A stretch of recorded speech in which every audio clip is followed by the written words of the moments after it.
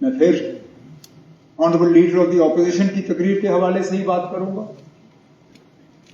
कहा कि 370 को लेके हम हाउस का टाइम जाया करते हैं, लेकिन जितना हमने 370 पे बात की उससे ज्यादा तो शायद उस तरफ से बात आई। हर तकरीर में 370 को हटाने की जस्टिफिकेशन वहां से आई। आप खुद ऐसे काम गिन रहे थे। मैं थोड़ी देर के लिए मैं दीवारों के आसपास देख रहा था कि कहीं ऐसा ना हो कि मैं पार्लियामेंट शिफ्ट कर गया, क्योंकि आपकी तकरीर तो ऐसा लग रहा था जैसे आप प्रेसिडेंट्स एड्रेस पे अपनी तकरीर कर रहे हैं बजाय लेफ्टिनेंट गवर्नर्स एड्रेस पे। यहां के काम गिनने के बजाय आप दिल्ली की हुकूमत, मरकजी हुकूमत के काम गिन रहे थे। आपने बड़े बड़े प्रोजेक्ट्स के हवाले से बात की, कोई रिंग रोड, कोई ये रोड, कोई वो रोड, कोई ये। मैं आपसे सिर्फ एक सवाल पूछता हूं, आप मुझे ये बताइए, इनमें से कौन से ऐसे काम हैं जो बिना 370 हटाए नहीं मुमकिन होते? बताएं, क्योंकि आज तक मुझे इस सवाल का जवाब नहीं मिला है। आप जो काम गिनते हो, IIT, IIM, AIIMS, ring road, ये बाकी चीजें, इनमें से ज्यादातर वो काम हैं जो 2019 से पहले शुरू हुए, लेकिन मैं उस झगड़े में पड़ूंगा ही नहीं। मैं आपसे ये पूछता हूं ना, मुझे बताइए वो कौन सा ऐसा डेवलपमेंट रिलेटेड काम हुआ है जो 370 हटने से पहले मुमकिन नहीं था? डेवलपमेंट के लिहाज से कौन सी बेहतरी आई? अब चलिए, आज आप कहेंगे आपको इस पर जवाब देने का मौका नहीं मिला, चलिए बजट में जब आप तकरीर करेंगे कम से कम उस वक्त मुझे बताइए ना, आप कोई ऐसा एक प्रोजेक्ट बताइए मुझे जो बिना 370 हटाए हुए यहां मुमकिन नहीं होता। मैं भी अपनी जगह समझ जाऊं कि ना वाकई शायद कोई बहुत बेहतरी या तरक्की आई है।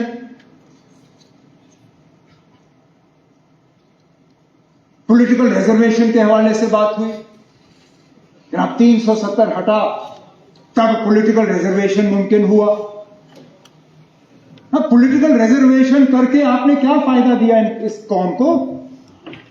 आप मेरे जो हमारे गुजर यहां पे कम्युनिटी से ताल्लुक रखते हुए MLAs हैं, उनके तरफ इशारा करके कहा कि ना हमने आपको बहुत बड़ा फायदा दिया जो पॉलिटिकल रिजर्वेशन दिया आपको।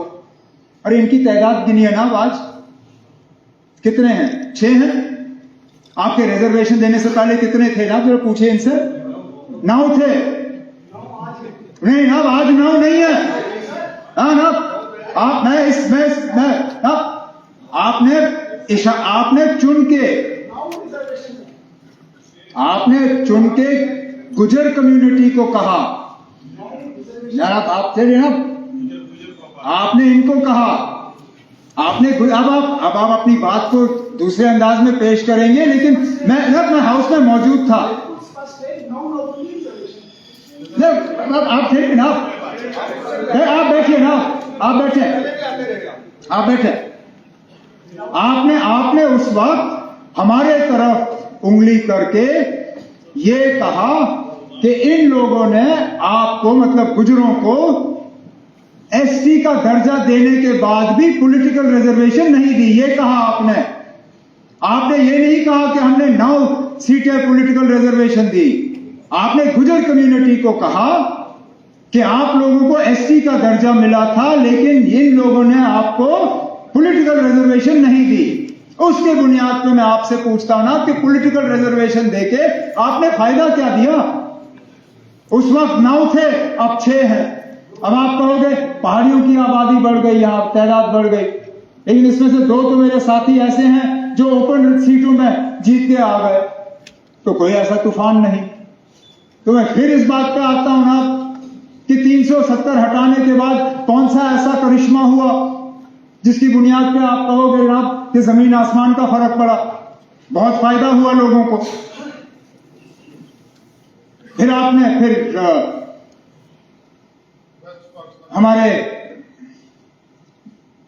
हमारे साथी शक्ति परिहार साहब ने अपनी तकरीर में शुरू में ही कहा कि 370 जो है वो जम्मू कश्मीर में करप्शन, नेपोटिज्म और एक और अंग्रेजी अल्फाज इस्तेमाल किया जो मुझे याद नहीं है। टेररिज्म। चलिए एक सेकंड के लिए टेररिज्म, मैं ये जब टेररिज्म की मैं बात सुनता हूं तो मैं थोड़ा परेशान।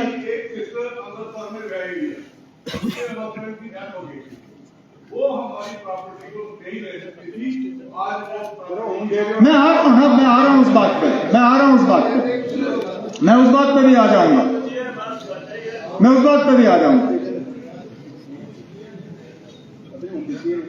टेररिज्म। अभी तक तो लीडर ऑफ द ऑपोजिशन साहब कह रहे थे कि यहां पे टेररिज्म के लिए पाकिस्तान कसूरवार है, इसलिए हम पाकिस्तान से बात नहीं करेंगे। लेकिन शक्ति परिहार साहब कहते हैं कि टेररिज्म यहां पे 370 की बदौलत है। अब खुदारा मुझे बताइए ना, टेररिज्म 370 की बदौलत है या पाकिस्तान की बदौलत? अगर टेररिज्म 370 की बदौलत है तो फिर पाकिस्तान से बातचीत के लिए आपको एतराज क्यों? और अगर पाकिस्तान कसूरवार है 370 के लिए, टेररिज्म के लिए, तो फिर 370 को उसके लिए दोषी क्यों ठहराते हो? और 370 को हटाने के बाद जो बिलखसूस जम्मू में टेररिज्म बढ़ी, उसके लिए कौन कसूरवार? जिन इलाकों को मैं दावे से कहता हूं हमने अपनी हुकूमत, कांग्रेस नेशनल कॉन्फ्रेंस की हुकूमत, जिसमें सलातिया साहब और श्यामलाल शर्मा साहब मेरे साथ मंत्री थे, इतना बड़ा जम्मू का हिस्सा हमने पूरा जी टेररिज्म से मुक्त किया था। पूछिए इनसे, कम से कम इस बात पर तो ये इनकार नहीं कर सकेंगे। कब हुए जम्मू शहर में हमले जब हम मंत्री थे? कब हुए रियासी में हमले जब हम मंत्री थे? कब हुए यात्रियों पे हमले जब हम मंत्री थे? कब हुए रजौरी बाजार में हमले जब हम मंत्री थे? नहीं हुए। मैं गिनना नहीं चाहता हूं, नहीं तो गिनने की, अगर मैं गिनना शुरू कर गया तो फिर कोई एंड नहीं होगा इसका। लेकिन मेरा कहने का मतलब यह है ना, अगर अकेले 370 ही जम्मू कश्मीर में टेररिज्म के लिए जो है कसूरवार है, तो हटाने के बाद बंद हो जाना चाहिए था। नहीं हुआ ना, तो इसमें भी fail.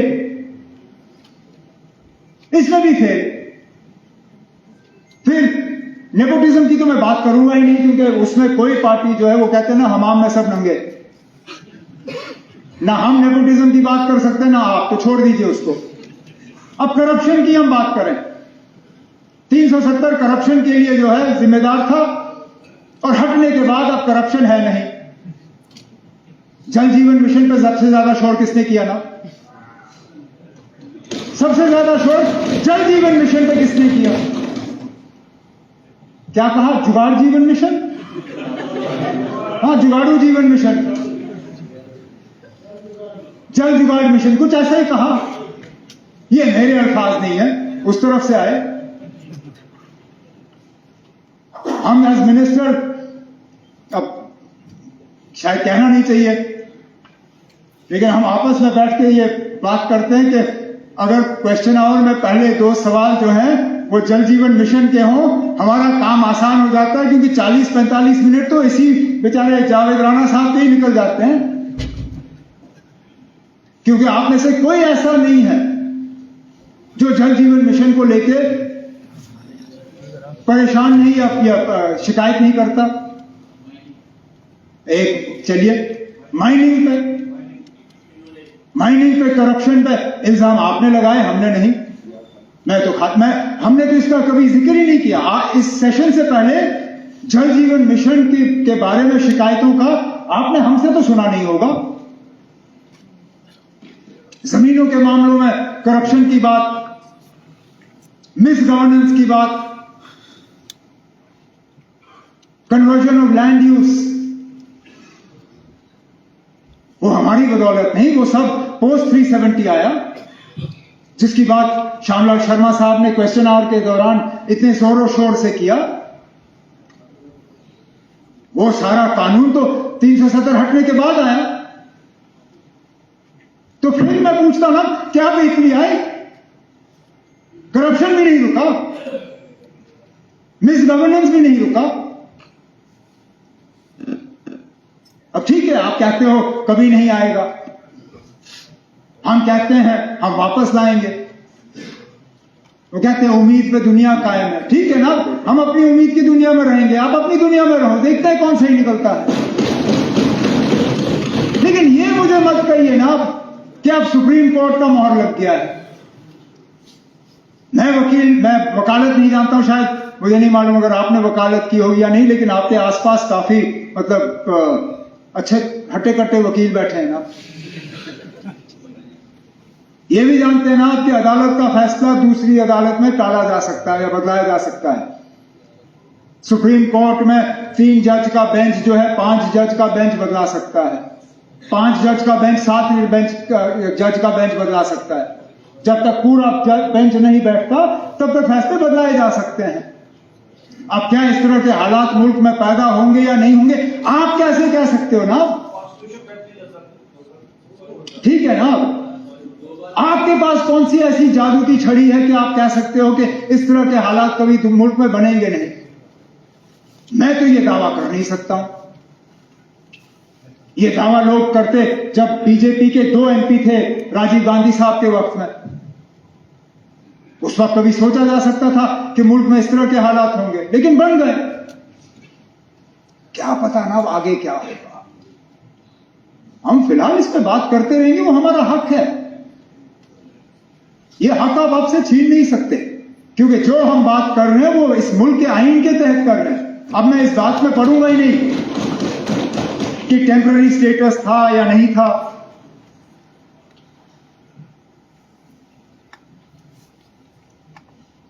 Leader of the opposition साहब ने महाराजा साहब के हवाले से कहा कि हम बार बार उनका इंसल्ट करते हैं, अपमान करते हैं। हमारे तरफ से तो कभी नहीं हुआ। एक जगह बताइए ना आप जहां पे महाराजा साहब की लेगेसी को हमने कहीं जख्म पहुंचाया, कहीं नाम बदलाया, बताए ना कहीं पर। मेरी हुकूमत में, कांग्रेस की हुकूमत में, मेरे वालिद साहब की हुकूमत में, जब पीडीपी और कांग्रेस की हुकूमत थी तब, बताएं ना कहीं पे हमने नाम बदले?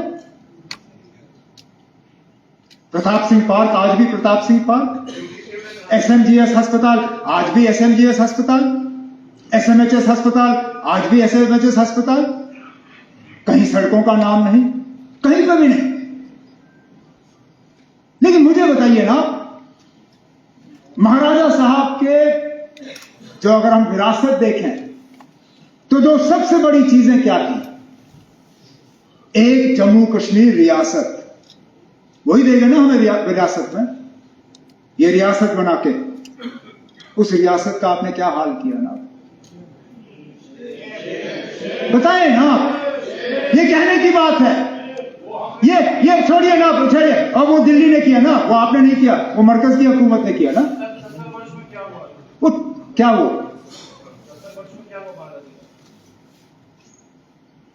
विरासत मैं विरासत की बात कर रहा हूं ना।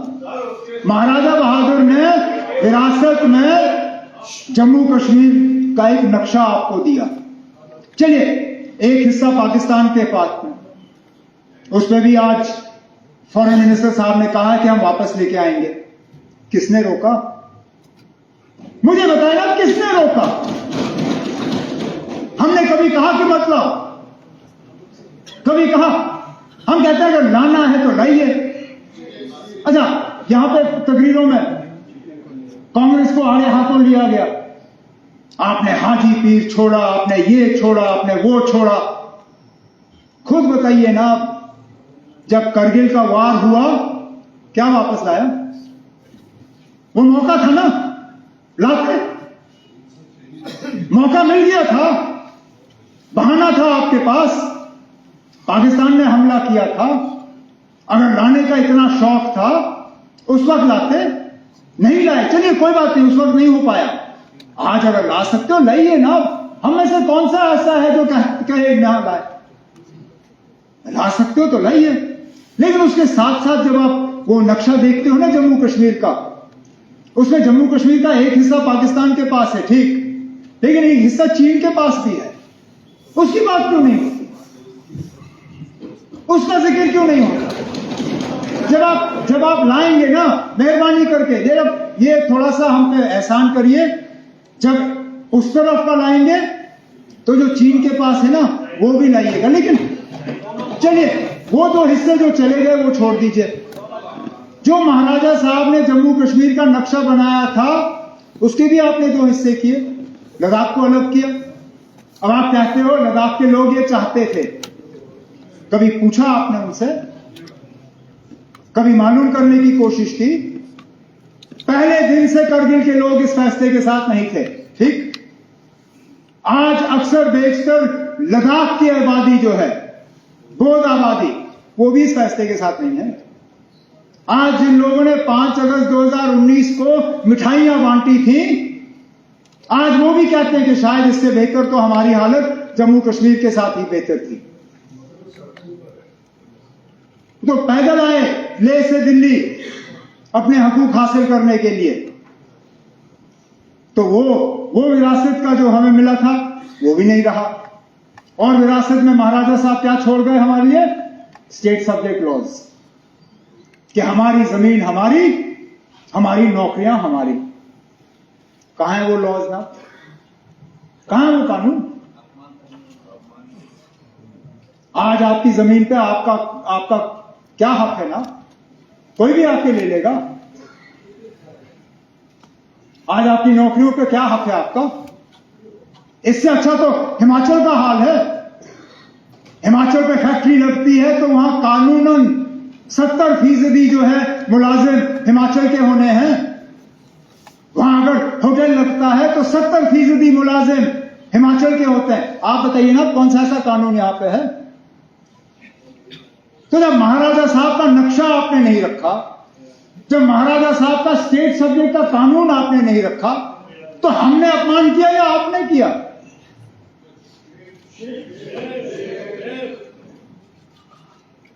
लेकिन चलिए, कर लिया। फिर 13 जुलाई पे आप नाराज हुए। आपने वो अल्फाज इस्तेमाल किए जो स्पीकर साहब ने मजबूरन उनको एक्सपंज करना पड़ा। लेकिन आपकी और हमारी सियासी सोच बिल्कुल अलग है। आपकी आइडियोलॉजी, हमारी आइडियोलॉजी, उनमें कोई मेल नहीं है। लेकिन कम से कम जब हम अल्फाज इस्तेमाल करें तो सोच समझ के करें। उन 22 लोगों ने जो 13 जुलाई 31 को कुर्बानी दी, वो किस लिए दी? एक आवाज हासिल करने के लिए, कुछ हकूक हासिल करने के लिए।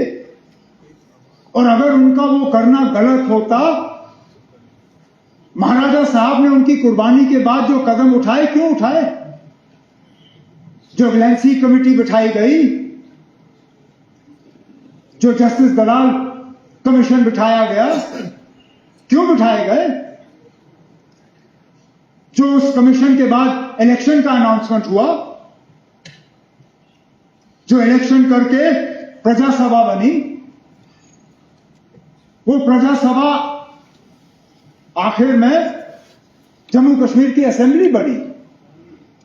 अरे नाब, जिन कुर्बानियों के बुनियाद पे ये असेंबली कायम हुई, उनके बारे में भी हम इज्जत से 2 शब्द इस्तेमाल नहीं कर सकते। उनकी सिर्फ इतनी खता है कि वो मुसलमान थे, इतनी खता, ये मानिए आप। क्योंकि बाकी मुल्क में जहां शख्सी राज के खिलाफ आवाज उठी, वहां पे किसी ने उनको गद्दार नहीं कहा। लेकिन यहां पे क्योंकि वो मुसलमान थे और जमहूरियत के लिए लड़ रहे थे, हमारे मुंह से उनके बारे में इस तरह के अल्फाज कितनी आसानी से निकलते हैं। अब मैं बाकी इतिहास हिस्ट्री में नहीं जाऊंगा, क्योंकि मैंने तारिगामी साहब की तकरीर के बाद उनको एक पर्ची भेजी। मैंने कहा ना, आपने तो मेरी आधी तकरीर मुझसे ले ली, जो आपने पूरा हिस्ट्री का हमें यहाँ पे सुना दिया, तो मैं उसी को अपनी तकरीर समझ के तारिगामी साहब की बात जो है उसको ओन करता हूं। लेकिन आप ये मानिए, आप चाहे आप 13 जुलाई की छुट्टी रखें ना रखें, चाहे आप 5 दिसंबर की छुट्टी रखें ना रखें, उन लोगों की कुर्बानियों को यहां के लोगों के दिलों से कोई निकाल नहीं सकेगा। आपको क्या लगता है ना, 5 दिसंबर की छुट्टी हटा के शेर कश्मीर का जो उनकी कद है वो कम होगी?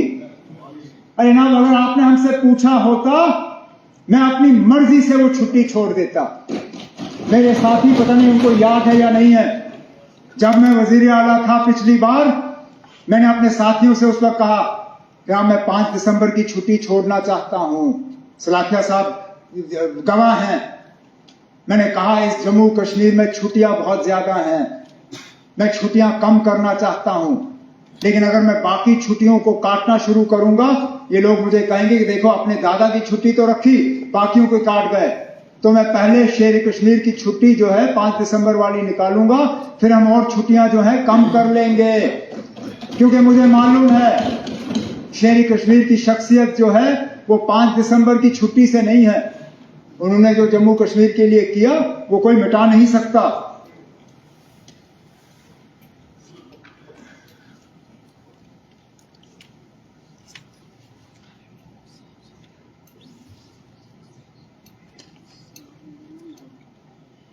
स्टेटहुड का रेजोल्यूशन, हमारे एक साथी ने पूछा, नहीं, मैं उस पर आ रहा हूं कि वो असेंबली में क्यों नहीं आया, कैबिनेट में क्यों? असेंबली में सिर्फ इसलिए नहीं लाया गया क्योंकि हमें तो यह शक था कि यहां पे कोई ऐसी पार्टी या कोई ऐसा शख्स नहीं है जो स्टेटहुड के हक में नहीं है। लेकिन अगर सजाद साहब को शक है कि यहां कुछ लोग ऐसे हैं जो स्टेटहुड के हक में नहीं है, लाएं रेजोल्यूशन। मैं आज कहता हूं ना, हमारे तरफ से सारे मेंबर उसके हक में वोट डालेंगे।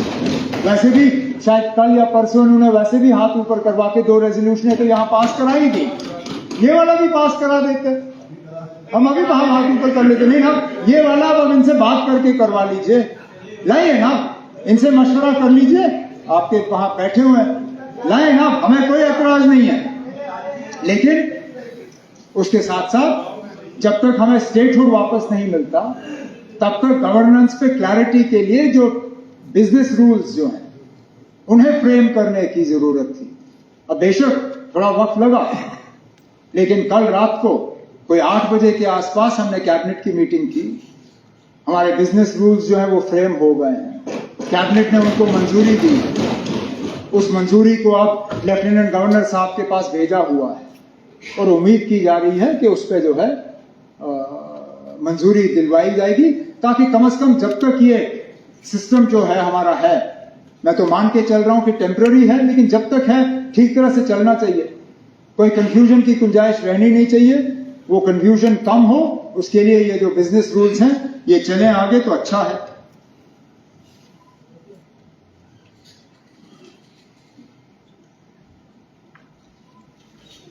क्योंकि इसी में हमारी डिग्निटी और जो रिस्पेक्ट ऑफ द इंस्टीट्यूशन, जिसके हवाले से श्यामलाल शर्मा जी ने सुबह भी बात की, अपनी तकरीर में भी कहा, आधा तो हमारी डिग्निटी तो इस स्टेटहुड के जाने से ही चली गई ना। इससे पहले जब एमएलए थे, वारंट ऑफ प्रेसिडेंस में आपका क्या नंबर था ना?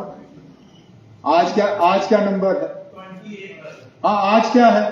आज पता नहीं हम कहीं खाते में है भी या नहीं।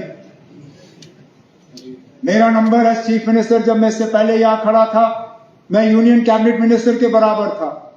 अपनी रियासत में तो यूनियन कैबिनेट मिनिस्टर से भी ऊपर। आज तो पता नहीं मैं एमओएस के नीचे कहीं घूम रहा हूं। तो dignity end of the institution और ये सारा, ये भी इसमें जुड़ा हुआ है।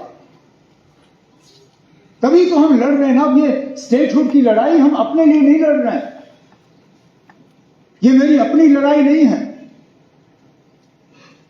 ये जम्मू कश्मीर के फायदे के लिए लड़ाई है। क्योंकि जो चीजें हम करना चाहते हैं उनमें से कई सारी ऐसी चीजें हैं जिनको अमली जामा हम तब पहना पाएंगे, जिन चीजों को वापस लेने की जरूरत है, जिन चीजों को बदलने की जरूरत है।